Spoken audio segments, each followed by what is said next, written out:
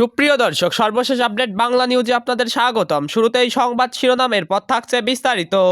শুরুতেই জানিয়ে দেব, গণতন্ত্র নয় লুটতন্ত্র, বিএনপির তারেক রহমানকে নিয়ে যুক্তরাষ্ট্রের ভয়ঙ্কর অভিযোগ। বিস্তারিত থাকছে প্রতিবেদনে।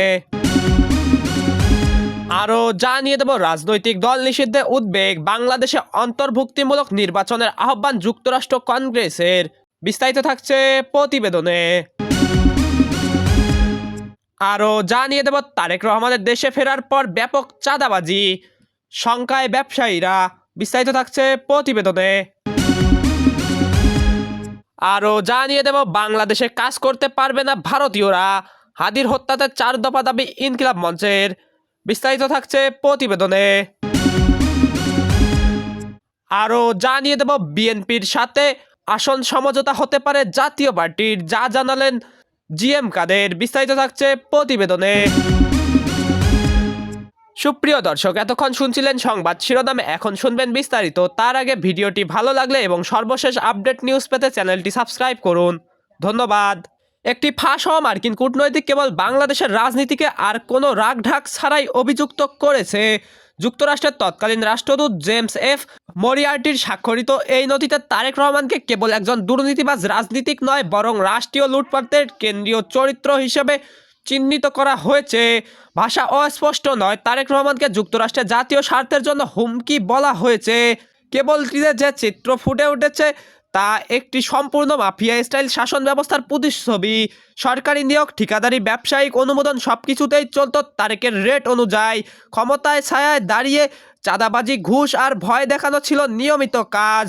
দুর্নীতি দমন কমিশনের তদন্ত অনুযায়ী তারেক রহমান শত শত মিলিয়ন ডলারের অবৈধ সম্পদের মালিক। সিমেন্স থেকে শুরু করে চীনা হারবিন কোম্পানি, বহুজাতিক প্রতিষ্ঠানগুলো পর্যন্ত তার দুর্নীতির শিকার হয়েছে। শুধু অর্থ লুট নয়, তিনি বিচার ব্যবস্থাকেও কিনে নেওয়ার চেষ্টা করেছেন। একটি খুন মামলা ধামাচাপা দিতে 21 কোটি টাকা ঘুষ নেওয়ার অভিযোগ বাংলাদেশের বিচার ব্যবস্থার কফিনের শেষ পেরেকের মতো। সবচেয়ে ভয়াবহ অধ্যায়টি হলো জিয়া আলফানেস ট্রাস্ট। এতিম শিশুদের নামে গঠিত একটি তহবিল থেকে কোটি টাকা আত্মসাৎ। এটি কেবল আর্থিক অপরাধ নয়, এটি মানবিকতার বিরুদ্ধে অপরাধ।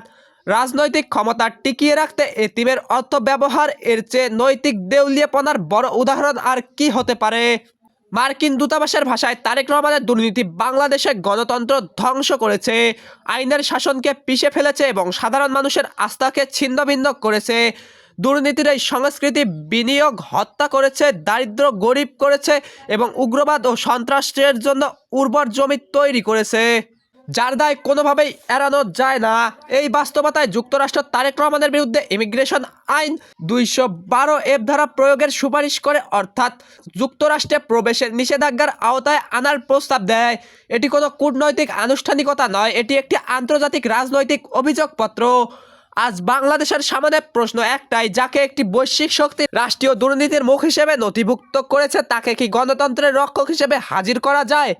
অপরাধকে যদি আবারও রাজনৈতিক বৈধতা দেওয়া হয়, তবে এই দেশের ভবিষ্যৎ আর গণতন্ত্র হাতে থাকবে না, থাকবে চাঁদাবাজ, দুর্নীতিবাজ আর ক্ষমতার দালালদের দখলে।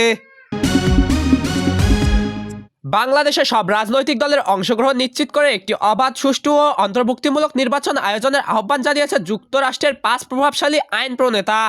স্থানীয় সময় মঙ্গলবার অন্তর্বর্তী সরকারের প্রধান উপদেষ্টা ডক্টর মোহাম্মদ ইউনুসকে দেওয়া এক চিঠিতে তারা এই আহ্বান জানান।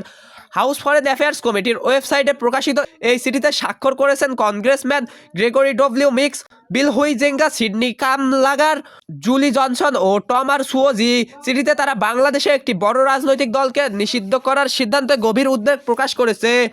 চিঠিতে কোনো নির্দিষ্ট দলের নাম উল্লেখ না করা হলেও বর্তমান প্রেক্ষাপটে আওয়ামী লীগের কার্যক্রম স্থগিত করা হয়েছে, ছাত্রলীগকে নিষিদ্ধ করার বিষয়টি ইঙ্গিত করা হয়েছে। আইন প্রণেতারা বলেন, একটি বড় রাজনৈতিক দলকে নির্বাচনী প্রক্রিয়ার বাইরে রাখা মৌলিক মানবাধিকার লঙ্ঘন। চিঠিতে উল্লেখ করা হয়, আমরা আশা করি আপনার সরকার বা পরবর্তী নির্বাচিত সরকার এই সিদ্ধান্ত পুনর্বিবেচনা করবে। 2024-এর গণঅভ্যুত্থানে নিরাপত্তা বাহিনীর হাতে 1400 মানুষের প্রাণহানির তথ্য সংবলিত জাতিসংঘের প্রতিবেদনে উদ্ধৃত করে কংগ্রেসম্যানরা বলেন, এসব অপরাধের প্রকৃত জবাবদিহি নিশ্চিত হওয়া প্রয়োজন।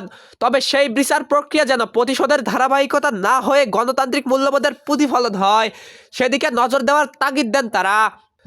আরও বলেন, 2018 ও 24 সালের নির্বাচনগুলো অন্তর্ভুক্তিমূলক না হওয়ায় সেগুলো অবাধ ও সুষ্ঠু ছিল না। সেই অভিজ্ঞতার আলোকে আগামী ফেব্রুয়ারি মাসে অনুষ্ঠেয় ত্রয়োদশ সংসদ নির্বাচনকে প্রতিযোগিতামূলক ও অংশগ্রহণমূলক করার উপর জোর দেওয়া হয়েছে। ছাত্র জনতার আন্দোলনের মুখে শেখ হাসিনা সরকার ক্ষমতাচ্যুত হওয়ার পর অধ্যাপক মোহাম্মদ ইউনূসের নেতৃত্বে অন্তর্বর্তী সরকার দায়িত্ব নেয়। 2024 সালের জুলাই আগস্টের হত্যাকাণ্ডের অভিযোগে আওয়ামী লীগ ও তার অঙ্গ সংগঠনগুলোর বিরুদ্ধে কঠোর ব্যবস্থা নেওয়া হয়েছে। দলের নিবন্ধন স্থগিত করায় আগামী 12 ফেব্রুয়ারি নির্বাচনে আওয়ামী লীগের অংশগ্রহণের সুযোগ বর্তমানে বন্ধ রয়েছে। এই পরিস্থিতিতেই মার্কিন আইন প্রণেতারা নির্বাচনের সব পক্ষকে অন্তর্ভুক্ত করার ও কূটনৈতিক আহ্বান জানালেন। এদিকে বিএনপির ভারপ্রাপ্ত চেয়ারম্যান তারেক রহমানের দেশে ফেরাকে কেন্দ্র করে দেশজুড়ে ব্যাপক চাঁদাবাজির অভিযোগ উঠেছে, যা জনমনে চরম আতঙ্ক ও শঙ্কার সৃষ্টি করেছে।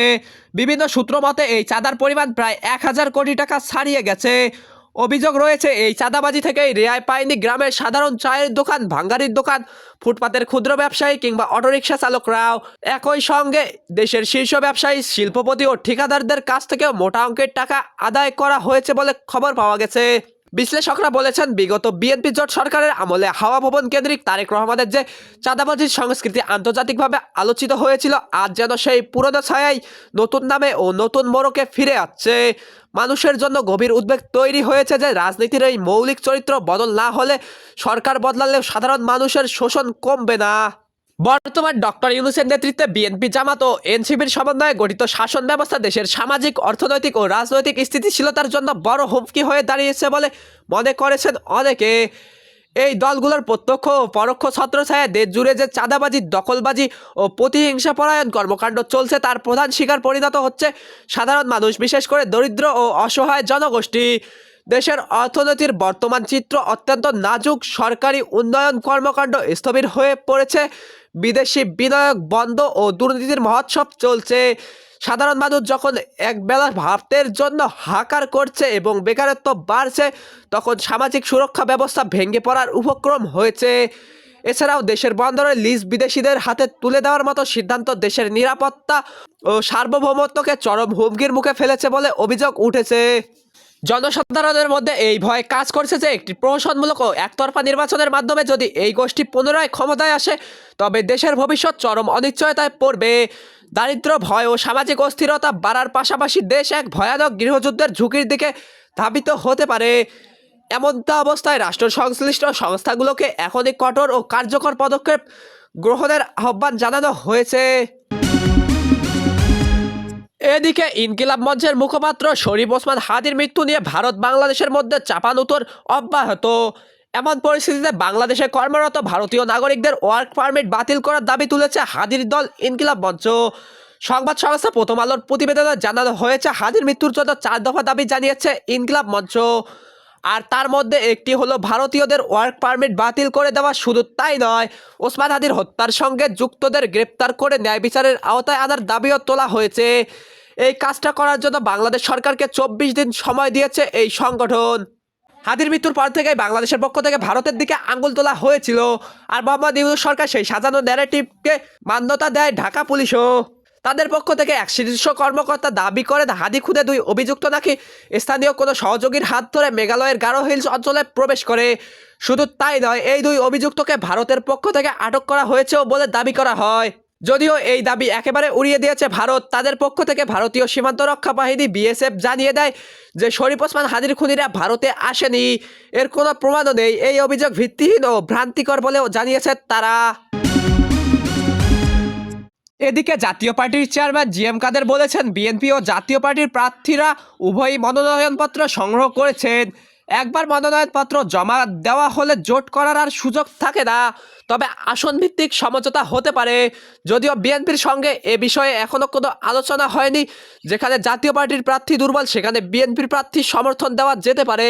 আবার যেখানে জাতীয় পার্টির ভালো প্রার্থী রয়েছে, সেখানে বিএনপি সমর্থন দিলে যদি প্রার্থী জয়ী হন, তাহলে এমন সমঝোতা আলোচনা হতে পারে যদি তারা চান ও জাতীয় পার্টি বিষয়টি সুবিধাজনক মনে করে।